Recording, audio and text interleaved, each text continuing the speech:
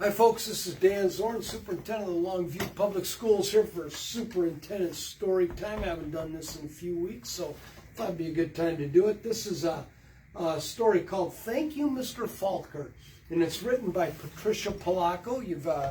I've read a couple Patricia Polacco books, and I think I've shared in the past my wife's favorite author in life is Patricia Polacco. So this is called Thank You, Mr. Falker. The grandpa held the jar of honey so that all the family could see, then dipped a ladle into it and drizzled honey on the cover of a small book. The little girl had just turned 5. "Stand up, little one," he cooed. "I did this for your mother, your uncles, your older brother, and now you." Then he handed the book to her. "Taste." She dipped her finger into the honey and put it into her mouth. "What does that taste?" the grandma asked. The little girl answered, "Sweet." Then all of the family said in a single voice, "Yes, and so is knowledge. But knowledge is like the bee that made that sweet honey. You have to chase it through the pages of a book." The little girl knew that the promise to read was at last hers. Soon she was going to learn to read. Tricia, the littlest girl in the family, grew up loving books. Her school teacher mother read to her every night. Her red-headed brother brought his books home from school and shared them. And whenever she visited the family farm, her grandfather or grandmother read to her by the stone fireplace. When she turned 5 and went to kindergarten, most of all, she hoped to read. Each day she saw the kids in the first grade across the hall reading, and before the year was over, some of the kids in her own class began to read. But not Tricia. Still, she loved being at school because she could draw. The other kids would crowd around her and watch her do her magic with the crayons.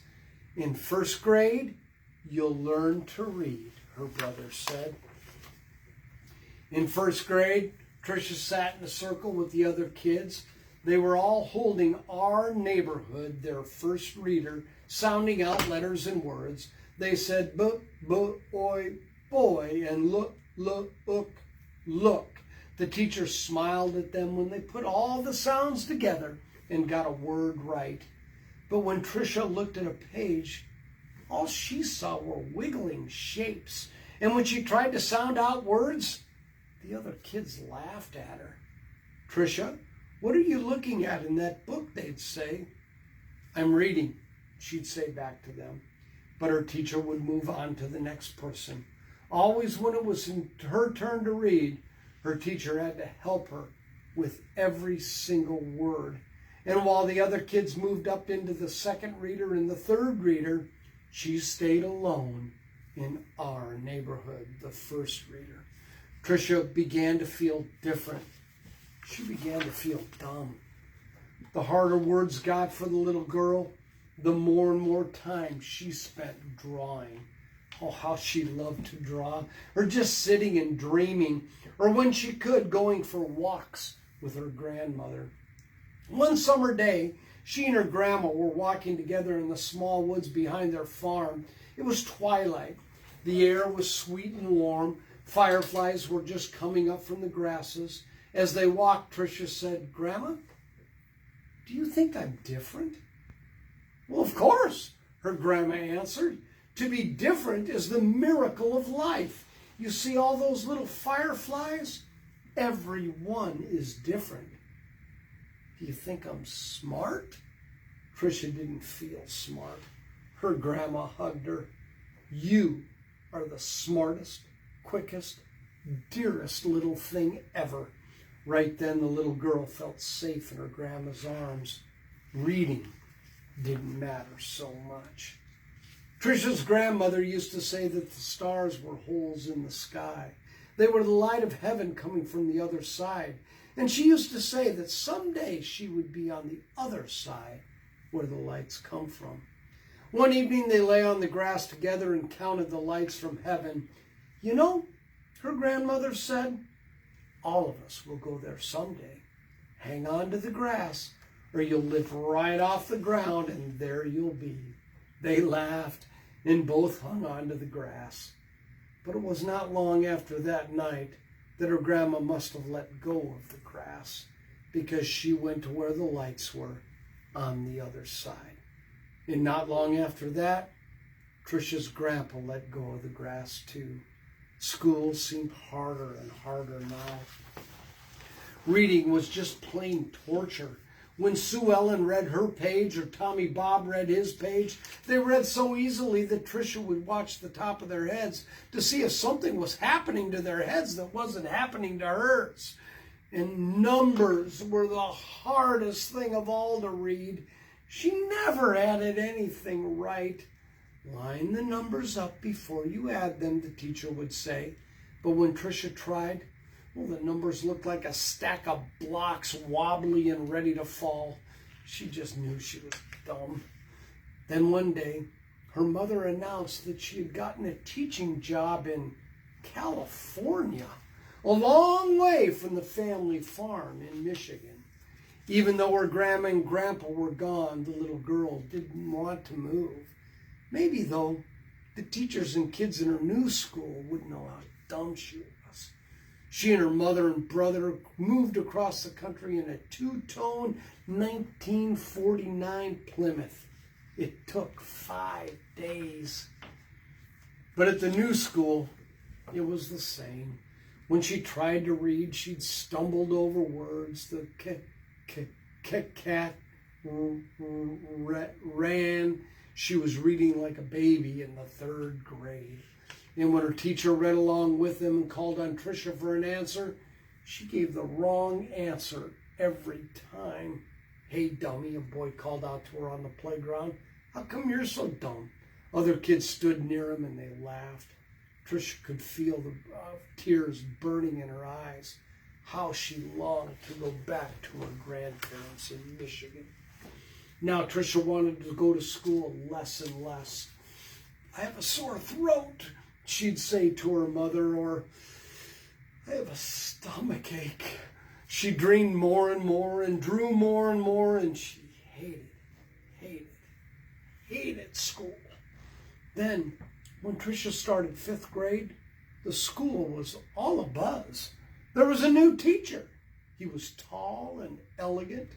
Everybody loved his striped coat and slick gray pants. He wore the neatest clothes. All the usual teachers' pets gathered around him: Stevie Joe and Alice Marie, Davy and Michael Lee. But right from the start, it didn't seem to matter to Mr. Falker which kids were the cutest, or the smartest, or the best at anything. Mr. Falker would stand behind Tricia whenever she was drawing and whisper, "Oh, this is brilliant, absolutely brilliant. Do you know how talented you are?" When he said this, even the kids who teased her would turn around in their seats and look at her drawings, but they still laughed whenever she gave a wrong answer. Then one day she had to stand up and read, which she hated. She was stumbling through a page in Charlotte's Web, and the page was going all fuzzy when the kids began to laugh out loud. Mr. Falker, in his plaid jacket and his butterfly tie, said, "Stop! Are you all so perfect that you can look at another person and find fault with her?" That was the last day anyone laughed out loud or made fun of her, all except Eric. He had sat behind Tricia for 2 whole years, but he seemed almost to hate her. Tricia didn't know why. He waited by the door of the classroom for her and pulled her hair. He waited for her on the playground, leaned in her face and called her Toad. Tricia was afraid to turn any corner for fear Eric would be there. She felt completely alone. The only time she was really happy was when she was around Mr. Falker. He let her erase the back blackboards. Only the best students got to do that.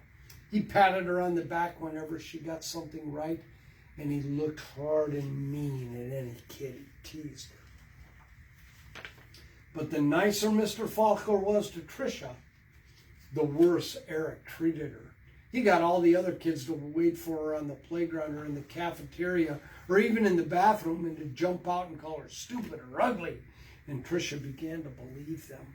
She discovered that if she asked to go to the bathroom just before recess, she could hide under the inside stairwell during the free time and not have to go outside at all. In that dark place, she felt completely safe. But one day at recess, Eric followed her to her secret hiding place.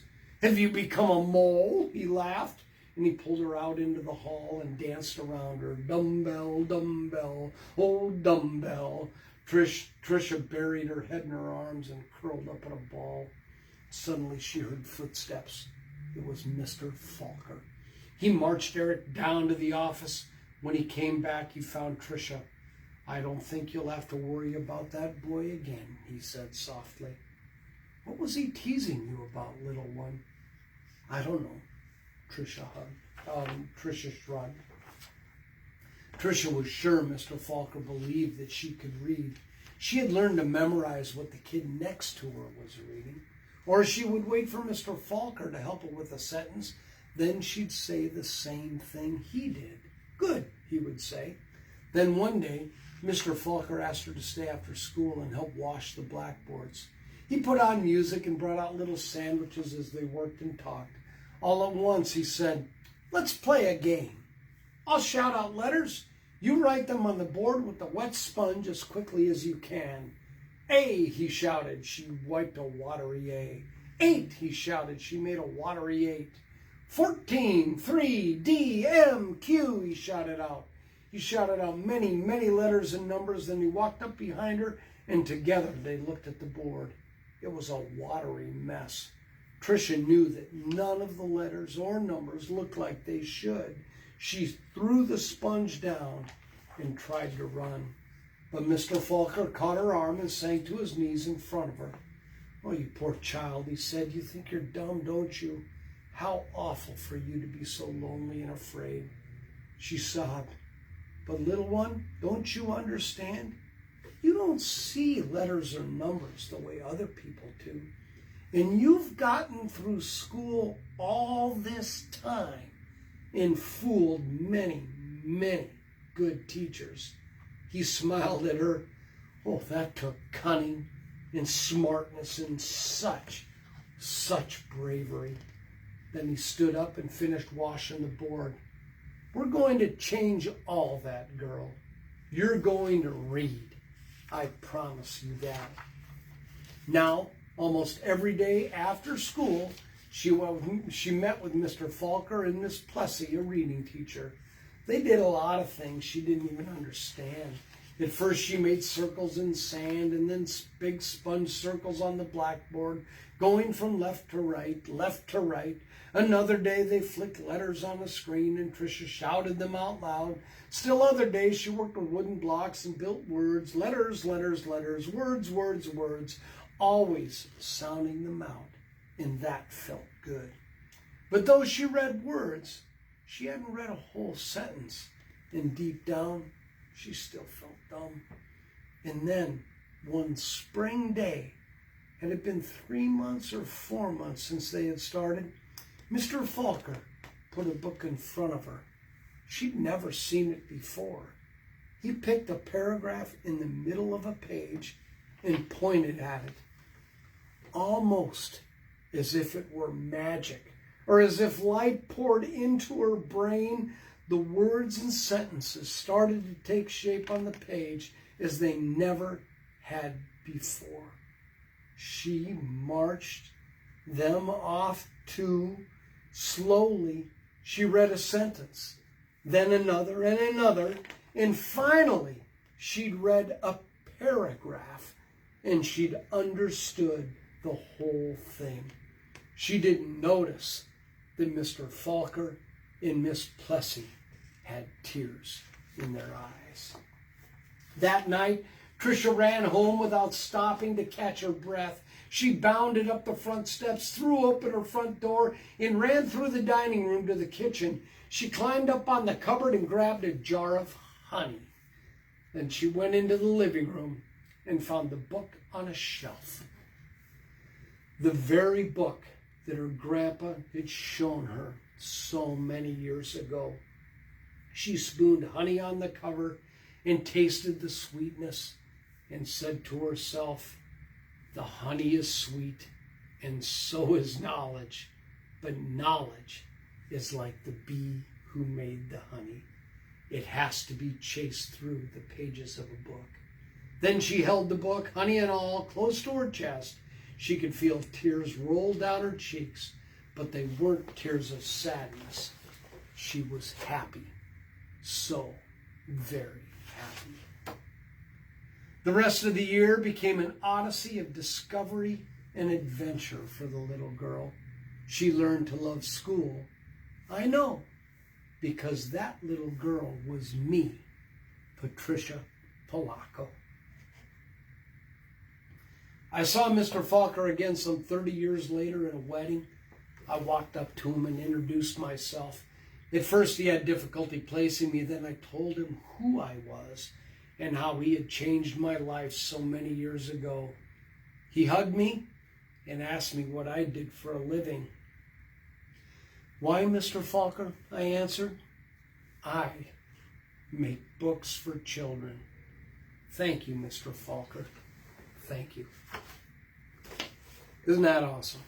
It's a great story. That's Thank You, Mr. Falker by Patricia Polacco. This is Dan Zorn, Superintendent of the Longview Public Schools, where literacy is the most important thing we do.